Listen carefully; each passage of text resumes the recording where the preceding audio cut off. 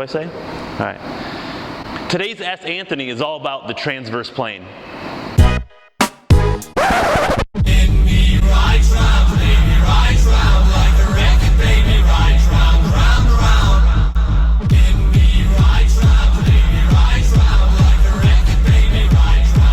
So the transverse plane is basically rotation.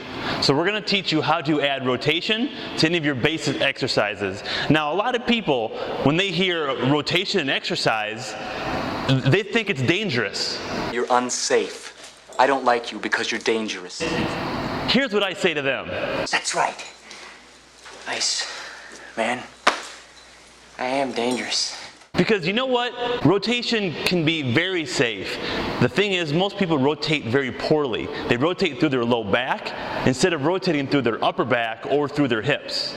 So we're going to teach you some exercises here, and we're going to give you some examples of how to rotate through your hips and through your upper torso to be more safe and effective. Because it can't always be that dangerous. You are still dangerous. So first off, let's go through those basic movement patterns. If we want a push, upper body pushing pattern. If you want to rotate, it's easy to do what we call a rotational one-arm press. You get a band or a cable, you load it up in the middle of your torso, and you rotate, again, from the hips, pivot that back foot, and punch and reach.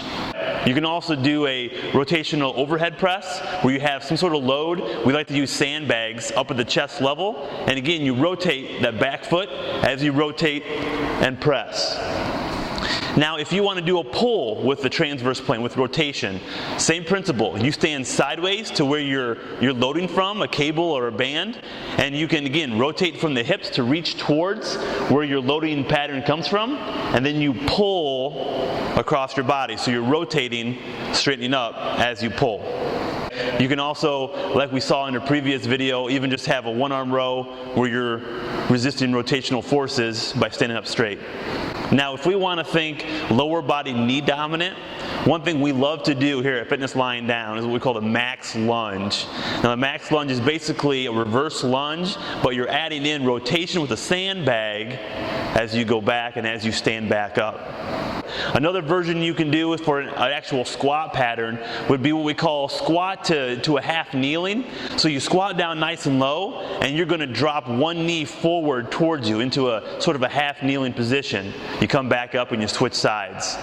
And then when we talk about a lower body hip dominant or a hinge pattern, you can do rotational deadlifts where we're going to rotate through one leg and our hips. As we pivot, lower that weight down the side of your leg.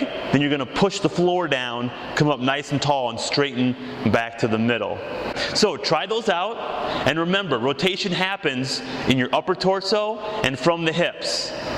Doing that will keep it safe, and that'll protect your spine, but also your joints love rotation, your hips love rotation. The more you can do that, the more your joints will thank you, and the healthier they'll be in the long run.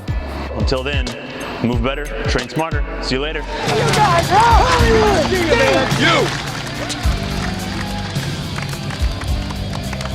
You are still dangerous.